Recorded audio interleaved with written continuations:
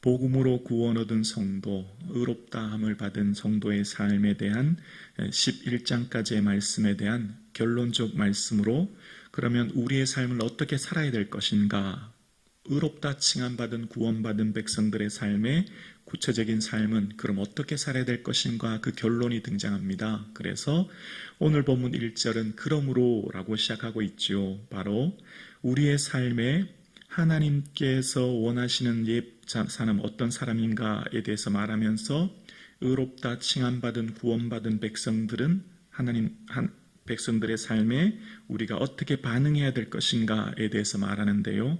먼저 1절 볼게요. 그러므로 형제들아 내가 하나님의 모든 자비하심으로 너희를 권하노니 라고 이야기합니다. 자, 먼저 바울은 오늘 본문에 하나님을 어떤 분으로 소개하고 있냐면 자비하신 하나님으로 소개하고 있어요. 자비로우신 하나님의 하나님 자비하심으로 권한다라고 얘기하는데요. 이 자비라고 하는 히브리어 원어는 구약의 히브리어 원어는 라하밈이고 이 라하밈은 레헴이라고 하는 것에서 나왔습니다. 어머니의 자궁, 어머니의 태에서 나온 의미예요. 어머니가 그 아기를 뱃속에서 품고 사랑으로 품고 있듯이 말입니다. 그래서 이 궁유라고 하는 표현은 정말 어머니의 그 헌신적인 사랑과 그 은혜를 말하는 겁니다. 마치 에스겔에서 피투성이라도 살아있으라 라고 했던 그 궁율, 배꼽이 짜려지지 않고 강보에 쌓이지 않고 버려진 아이를 품었던 하나님의 사랑을 얘기하는 겁니다. 그리고 이제 특히 신약에서 보면 이 자비하신 하나님은 어떤 뜻으로 쓰였냐면 행동하시는 하나님입니다. 손해를 감수하시는 하나님이란 이름으로 이 자비가 쓰였어요. 그래서 이 자비라는 의미의 대표적인 의미는 어디에 쓰여있냐면 누가복음 10장에 보면 강도 만난 사람에 대한 예수님의 얘기가 나오잖아요. 그때 이 세 사람 중에 누가 강도 만난 자의 이웃이 되겠느냐라고 하실 때 제자들의 대답이 자비를 베푼 자니이다 라고 했더니 너희도 이와 같이 하라 라고 했잖아요.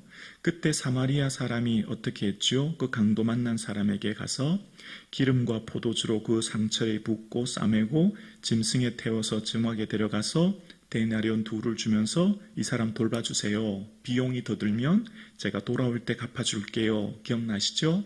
그러니까 행동하는 사랑에는 희생과 헌신이 동반한 사랑입니다. 거기에는 대가를 지불하는 거예요. 말로만이 아닌 삶으로, 희생으로 뭔가를 드린 사랑의 모습을 이야기하는 거죠. 그래서 예수님도 우리를 사랑하실 때 예수님도 말로만 사랑하신 게 아닙니다. 그 자비, 그 희생, 행동의 사랑 어떻게 했죠? 자기를 비우고 사람과 같이 되었고 사람의 모양으로 낮추셨고 죽기까지 복종하신 사랑을 말하는 겁니다. 그래서 사도 바울이 이 자비하신 하나님을 얘기합니다. 여러분, 하나님은 말로만 우리 사랑한 게 아니에요. 하나님은 행동으로 사랑하신 분입니다. 하나님은 자기 아들을 우리에게 죽기까지 내어주신 사랑으로 우리를 사랑하셨고 여러분이 의롭다 칭함받은 것 하나님이 당신의 아들을 내어주셔서 그 십자가의 은혜로 여러분이 의롭다 칭함받았으니 이제 그럼 의롭다 칭함받은 우리는 어떻게 살아야 될까요? 라고 하면서 얘기하는 거예요. 그러면서 1절의 후반절에 보면 자비하신 하나님으로 너희를 권하노니 하면서 뭐라고요? 너희 몸을 하나님이 기뻐하시는 거룩한 산제물로 드리라. 이는 너희가 드릴 영적 예배니라 라고 이야기합니다. 인생에서 가장 위대한 일이 뭔가? 인생에서 가장 위대하고 놀라운 일이 뭔가? 예배라는 겁니다. 하나님이 어떤 사람 찾는가? 예배하는 자를 찾는다는 거예요. 오늘 10월의 첫날을 함께 예배드림이 우리에겐 축복인 줄로 믿습니다. 이 성경의 관점으로 볼 때 하나님이 이런 사람을 기뻐하시고 찾으시는 거예요. 그래서 구원받은 성도의 마땅한 도리, 마땅한 반응, 마땅한 삶은 무엇인가? 바로 몸을 들여 하나님이 기뻐하시는 거룩한 산제사로 드리는 것, 이게 영적 예배라는 겁니다. 영적이라고 하는 건 로기코스라고 하는 것은 합리적인 이성적인 의미가 있는데요. 이게 베드로전서 2장에도 보면 순전하고 신령한 젖을 사모하라 라고 할 때 같은 단어였거든요. 어쩌면 이 몸이라고 하는 것, 여러분 몸은 머리끝부터 발끝까지가 몸이잖아요. 예를 들어서 뭐 손목을 잘라서 내놓고 이게 내 몸이라고 할 수 없잖아요. 뭐 다리를 하나 잘라서 이게 내 몸이라고, 이 이 머리끝부터 발끝 전체를 말하는 것 아니겠습니까? 근데 이 몸이라고 할 때 특별히 전 인격체를 말하는 겁니다. 왜냐하면 영혼 없는 몸이 죽은 것 같이 기억나시죠? 우리 몸은 몸만 있는 게 아니에요. 영혼이 없으면 죽은 몸이죠. 영혼 없는 몸이 죽은 것처럼 우리의 몸이라고 하는 오늘 표현은 전 인격체를 말하는 겁니다. 우리의 삶 전체를 말하는 것이죠. 그래서 몸은 굉장히 소중해요. 그래서 이 합리적인 의미라고 하는 영적 의미를 쓰고 있는데요. 당시 플라톤 사상은 몸은 악하고 방해물이다. 몸은 육체의 무덤이다. 그래서 영은 육체에 갇혀있고 육체로부터 탈출해야 된다. 이런 이원론적 사상을 갖고 있었던 겁니다. 그래서 당시의 영지주의 이단은 예수님의 육체를 부정하죠. 예수님이 육체로 오신 게 아니라 환상을 본 거야. 그걸 가연설이라고 합니다. 그러나 예수님은 육체로 이 땅에 오셨고 우리가 부활할 때도 예수님께서는 몸을 입고 부활하셨듯이 우리도 몸이 다시 사는 것을 우리 믿는 거예요. 그래서 몸과 영혼은 하나로 전인격체로 된 것이죠. 그래서 산재, 영적 예배라고 하는 것은 우리의 삶 전체를 말하는 겁니다. 우리 일생 전체, 전인격체 전체를 말하는 거예요. 그런데 산재물을 드리라라고 합니다. 여러분, 하나님은 살아있는 재물, 우리 인신 재물을 기뻐하는 분이 아닙니다. 자녀를 몰래에게 주어 불로 통과하지 말라. 그건 가증한 것이다. 레위기에 말했지 않습니까? 그런데 오늘 본문에는 왜 하나님이 우리를 산재물로 받으실까요? 여러분, 그리고 이 산재물이라는 말도 사실은 모순이에요. 이율배반입니다. 왜죠? 구약의 재물은 다 죽여야 되거든요. 피 흘림이 없이는 삶이 없잖아요. 구약의 히브리 레위기 관점으로 보면 재물은 다 죽어야 되는데 오늘 본문은 또 보니까 산재물, 살아있는 재물이라고 말하는 겁니다. 이게 어떤 의미일까요? 이것은 바로 우리의 몸이 살아있긴 하지만 마치 죽어서 바쳐진 짐승처럼, 양이나 소처럼 우리는 하나님 앞에 온전히 나는 죽고 내 고집, 내 아집은 온전히 죽어지고 내 안에 예수님만 살도록. 아멘이십니까?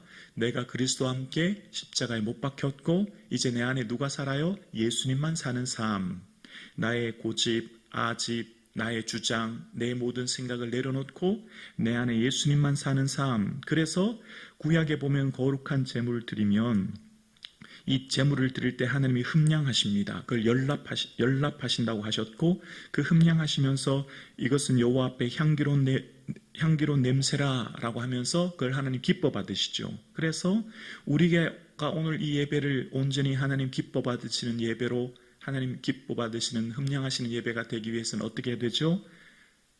나는 죽고 내 안에 예수님 사십니다. 그 고백과 그 삶으로 드리는 예배. 그래서 내 고집, 아집, 옛 습관, 쓴뿌리가 제거되고 나는 온전히 죽어지는 삶. 그래서 내 삶에 온전히 내 안에 예수님만 보여지는 그 삶. 그래서 사나 죽으나 그리스도만 존귀되는 삶. 누구든지 자기를 위해 사는 자가 없고 자기를 위해 죽는 자가 없도다. 그러므로 사나 죽으나 우리는 다 주의 것임을 고백하고 주를 위해 사는 삶. 그래서 그렇게 살아가는 삶을 주님이 어떻게 하시죠? 기뻐하시죠. 그것이 바로 하나님 기뻐 받으시는 영적 예배라는 겁니다. 그래서 하나님 받으시는 이 영적 예배를 드리는 삶을 하나님이 기뻐하시게 되는 것이죠. 그러면 자, 생각해 보세요. 온전히 하나님 기뻐 받으시는 산제물이 되는 영적 예배를 드리면 그 인생이 어떻게 될까요? 여러분, 우리가 진정 하나님 앞에 전 인격적으로 삶을 드리는 예배의 삶을 살아내게 되면 산제물로 내 삶을 하나님께 드리면 여기에 뭐가 동반되냐면 삶의 변화가 동반됩니다. 삶이 변화가 되게 돼 있어요. 내가 죽고 내 안에 예수님 사는데요. 그래서 오늘 2절에 이렇게 말합니다. 너희는 이 밑줄 그으면서 읽으실게요. 2절 밑줄 그으시면서 너희는 이 세대를 본받지 말고 오직 마음을 새롭게 함으로 변화를 받아 하나님의 선하시고 기뻐하시고 온전하신 뜻이 무엇인지 분별하도록 하라. 아멘. 우리의 삶이 하나님 앞에 산제물로 내가 드려졌어요. 나는 이미 하나님 앞에 드려진 존재. 나의 모든 삶, 시간, 재물, 내 전 인생이 하나님 앞에 나는 드려진 존재. 하나님 앞에 나는 재물이 되어진 존재. 그래서 나는 이미 내 모든 것이 주어진 존재가 되었고 이제 내 안에 예수님만 산 존재가 되었으니 그래서 이제 나의 삶 가운데 이 세대, 이 세상의 가치, 이 세상은 세 가지라고 정의할 수 있다고 생각합니다. 돈, 권력, 성. 이 세 가지를 쫓는 시대 아닙니까? 이것이 세상의 절대적 가치죠. 이것을 얻기 위해 모든 사람이 경쟁하고 전쟁과 같이 이 세상 살지 않습니까? 근데 이 세상에 우리는 이런 가치가 아니라 오늘 본문에 마음으로 변화를 받는 겁니다. 그러니까 우리가 하나님 앞에 온전히 산 제물로 드려진 인생은 변화가 동반되는 겁니다. 변화된 인생을 산다는 겁니다.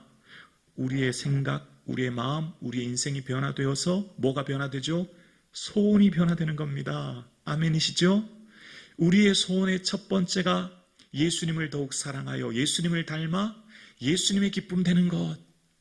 그래서 우리의 삶의 첫 번째가 예수님을 사랑하고 예수님을 자랑하고 예수님을 기뻐하는 삶. 그래서 그 예수님 다시 만날 것을 기대하고 바라보고 준비하는 삶. 소원이 바뀌고 그러면 뭐가 바뀌죠? 기도가 바뀌는 거예요. 기도가 바뀌면 뭐가 바뀌죠? 삶이 바뀌는 거예요.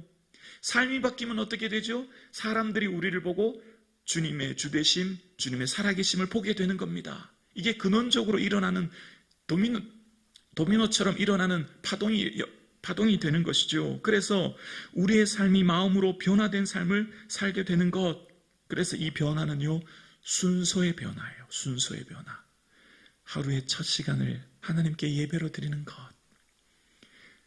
우리의 삶의 모든 것이 하나님께 있음을 고백하며 기도로 하루를 시작하는 내 모든 삶, 시간과 물질, 내 모든 시간의 사용의 순서, 그 순서가 변화되는 겁니다. 우선순위가 변화되는 거죠. 그 삶을 살아내게 될 때 하나님의, 그래서 2절에 다시 보면 변화를 받아 하나님의 선하시고 기뻐하시고 온전하신 뜻이 무엇인지 분별하도록 하라. 아멘. 그러면 어떻게 될까요? 변화된 우리의 삶은 우리의 모든 삶의 순서마다 하나님 앞에 분별력이 생기기 시작하는 겁니다. 변화는 내 의지로 변화되는 게 아니라 오늘 본문의 변화를 받아라고 하는 표현처럼 하나님의 온전히 성령의 우리를 다스리고 주장하시면 변화된 삶을 살게 되고 그럼 우리의 삶에 뭐가 생기냐면 분별력이 생기는 겁니다. 분별력이. 하루를 어떻게 살지, 하루를 어떻게 채워갈지 내 삶의 분별력이 생겨요. 그 기준이 뭐예요? 하나님 기뻐하시는 것. 그게 우리의 분별력의 기준이 되는 겁니다. 하나님이 기뻐하시는 뜻이 뭔가를 생각하면서 살아가는 삶. 그 삶이 오늘 저와 여러분의 삶 되기를, 이 10월 한 달 되기를, 또 인도네시아 선교를 가는 우리 모든 단원들의 삶 되기를 주님의 이름으로 축원합니다.